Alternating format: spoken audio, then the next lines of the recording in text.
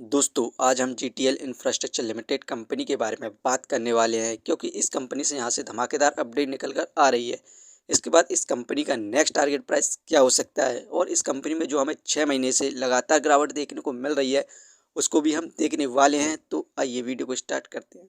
दोस्तों GTL infrastructure India की पहली इंडिपेंडेंट टेलीकॉम टावर कंपनी है जो कि 2G, 3G, 4G और 5G टेलीकॉम टावर को यहाँ पर ऑपरेट करती है इंडिया के डिफरेंट स्टेट में। दोस्तों जीटीएल इंफ्रास्ट्रक्चर लिमिटेड कंपनी का शेयर प्राइस अभी ₹1.04 चल रहा है। आज के दिन इस कंपनी में हमें 2.80% की गिरावट देखने को मिल रही है।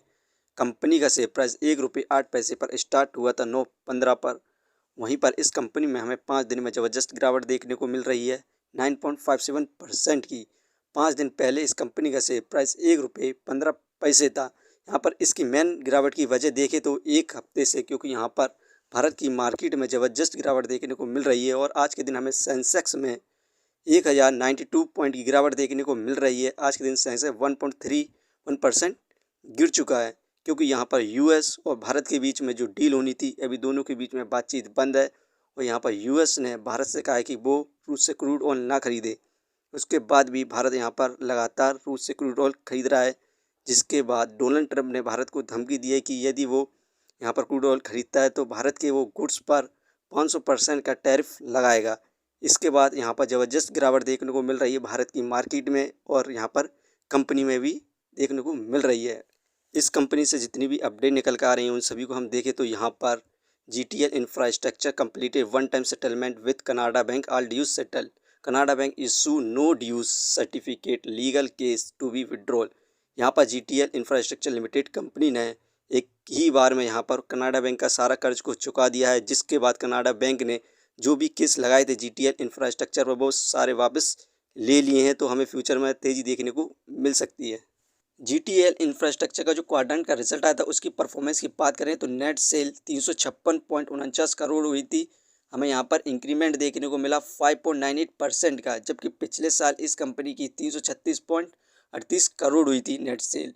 नेट लॉस हुआ इस क्वाड्रेंट 193.47 करोड़ का।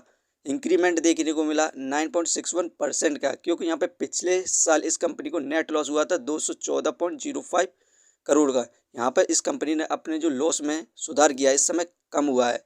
अबीटा 132.14 करोड़ सितंबर हुआ था। इंक्रीमेंट देखने को मिला 75.74% का।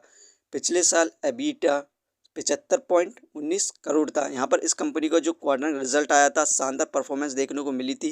कंपनी के द्वारा यहाँ पर लॉस कम किया गया था। दोस्तों इस कंपनी को हम फाइनेंशियल क्वार्टरली बेसिस पर देखें तो यहाँ पर आप देख सकते हैं सितंबर 2024 में यहाँ पर 214 करोड़ का लॉस हुआ, दिसंबर में 210 करोड़ का, मार्च में यहाँ पर इंक्रीज हुआ लॉस 249 करोड़ हुआ था। उसके बाद जून में लॉस कम किया 232 करोड़ किया, सितंबर में और ज़्यादा लॉस को कम किया 193 करोड़ किया। अब कुछ दिनों में इस कंपनी का नेक्स्ट क्वाड्रेंट आने वाला है 1 से 2 हफ्ते के बीच में। तो उसमें यदि इस कंपनी को लॉस कम होता है या प्रॉफिट गेन करती है तो इस कंपनी का शेयर प्राइस यहाँ पर मल्टीवेगर रिटर्न्स देने की संभावना है। यहाँ पर 6 महीने से जो गिरावट हो रही है उसकी वजह को हम देखें तो यहाँ पर आप देख सकते हैं जून में फिल फॉरेन इंस्टीट्यूशनल इन्वेस्टर 0.13% थे, यहीं पर ये घटकर सितंबर में मात्र 0.01% रह गए हैं। यहाँ पर ज़बरदस्त सेलिंग देखने को मिली है हमें 6 महीने के अंदर फिल के द्वारा। इसी कारण इस कंपनी में हमें 6 महीने से लगातार गिरावट देखने को मिल रही है। लेकिन अब यहाँ पर फिल के द्वारा दोबारा से इन्वेस्टमेंट करी जा रही है और वहीं पर रिटेलर्स इस कंपनी के शेयर को सेल कर रहे हैं। तो इस समय बेस्ट टाइम है इन्वेस्ट करने के लिए, तो आप भी इस कंपनी में यहाँ पर इन्वेस्टमेंट कर सकते हैं। इस कंपनी को हम फंडामेंटली देखें तो मार्केट कैपिटलाइजेशन 1499 करोड़, जो कि बहुत बढ़िया है इसके प्राइस के हिसाब से।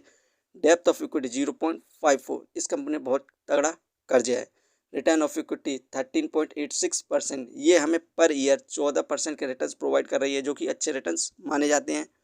अर्निंग पर शेयर -0.69 नेगेटिव में चल रहा है, डिविडेंड फिलहाल प्रोवाइड नहीं कर रही है। बुक वैल्यू -4.99, ये शेयर इस समय में बुक वैल्यू से हाई प्राइस पर मिल रहा है, फेस वैल्यू 10।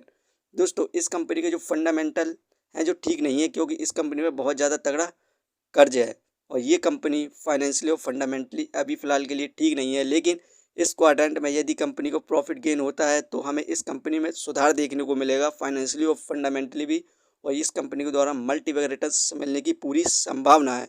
एक बार इस कंपनी को यहाँ पर प्रॉफिट करना जरूरी है। लेकिन दोस्तों ये वीडियो सिर्फ एजुकेशन पर्पज़ के लिए थी। यदि आप किसी भी कंपनी या स्टॉक्स पर इन्वेस्ट करते हैं तो एक बार अपने फाइनेंशियर्स और एक्सपर्ट की सलाह जरूर लें। कभी भी लोन लेकर इन्वेस्टमेंट ना करें, वरना आप भारी मुसीबत में पड़ सकते हैं। यदि आपको कंपनी के बारे में जानकारी सही लगी हो तो अपने चैनल को सब्सक्राइब करें, जिसका नाम है स्टॉक एनालिसिस। धन्यवाद।